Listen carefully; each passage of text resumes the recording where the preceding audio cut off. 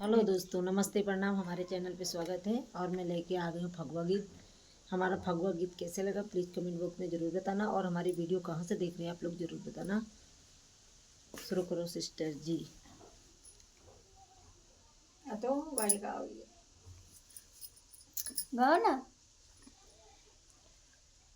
तहिया बीच होली जलत है, तहिया बीच होली जलत है, गंगा जमुनवा कई रे तहिया बीच होली जलत है, बर पिचकारी ससुर मोरे मारे बीजे है तना साड़ी हो, तहिया बीच होली जलत तुम्हें साड़ी के बदली बहुआ साड़ी न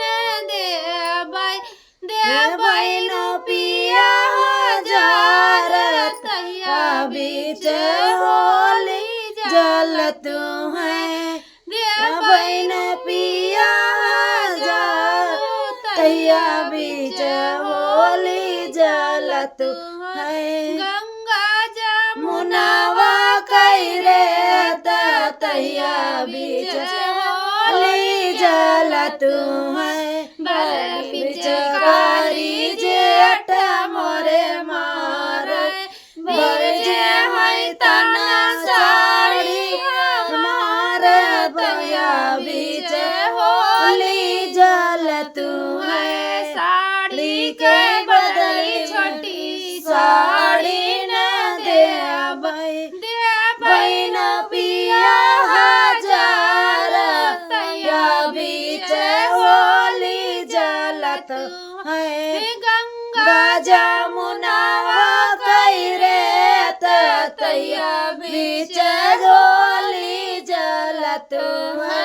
भर पिचकारी देवर मोरे मारे भर पिचकारी देवर मोरे मारे बीज है तन साड़ी मारे, तहिया बीच होली जलत है। साड़ी के बदली बबी साड़ी न देबै न पिया हजार, तहिया बीच होली जलत है।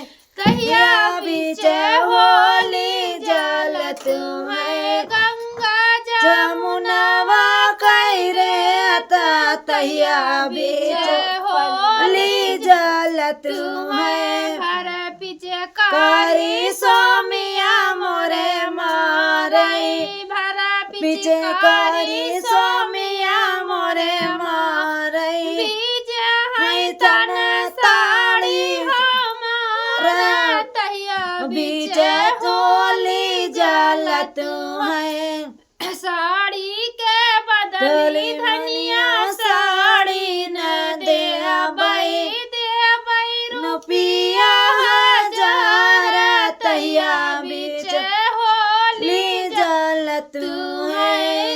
साड़ी के बदली धनिया साड़ी न देबै न पिया हजार, तहिया बीच होली जलत है। गंगा मुनवा कई रे तहिया बीच होली जलत है। भर पिचकारी ननदैया मोरे मारे भर पिचकारी ननदैया मोरे मारे भीज है है तन सन साड़ी हमारा, तहिया बीच होली जलत है। साड़ी के बदली बबी हमें साड़ी न देबै रुपिया हजार, तहिया बीच होली जलत है। साड़ी के बदली भाभी हमें साड़ी न देबै रुपिया हजार, तहिया बीच होली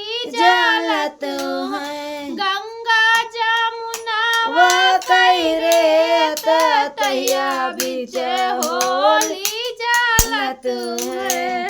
दोस्तों हमारी बहन का फगुआ गीत कैसे लगा प्लीज कमेंट बॉक्स में जरूर बताइए। राधे राधे।